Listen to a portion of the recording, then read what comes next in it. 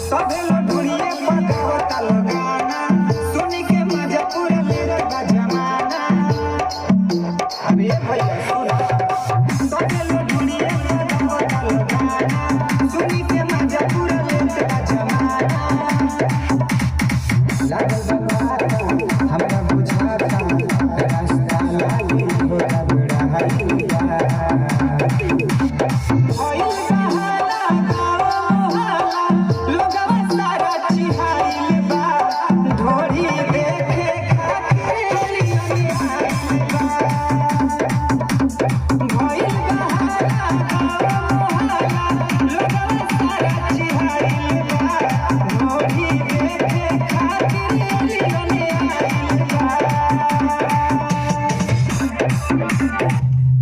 कहाँ एलियन आइल बा?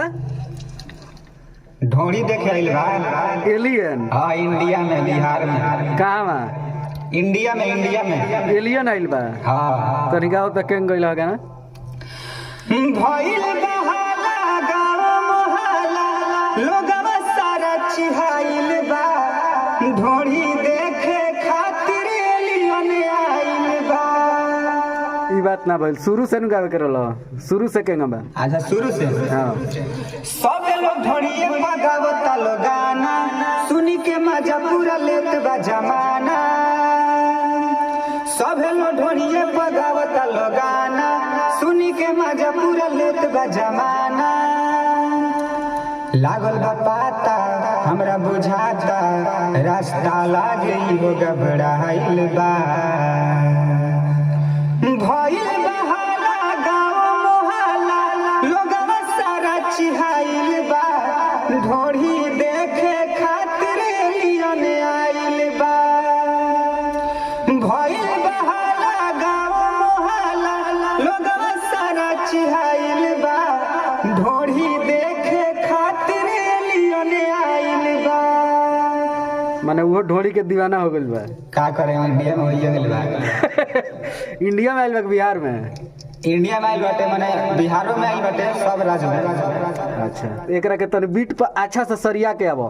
चल रेडी? हाँ। सब लोग ढोड़िए पगावता लो गाना, सुनी के मजा पूरा लेत बा जमाना। क्या बात है? अरे भैया सुन, सब लोग ढोड़िए पगावता लो गाना, सुनी के मजा पूरा लेत बा जमाना। लागल बंगाता हमरा बुझाता, रास्ता लागी घोड़ा बड़ा हरिया। भइल बहाला गाँव मोहल्ला, लोगवा सारा चिहाइल बा। ढोड़ी देखे खातिर एलियन आइल बा। भइल बहाला गाँव मोहल्ला, लोगवा सारा चिहाइल बा। ढोड़ी देखे खातिर एलियन आइल बा।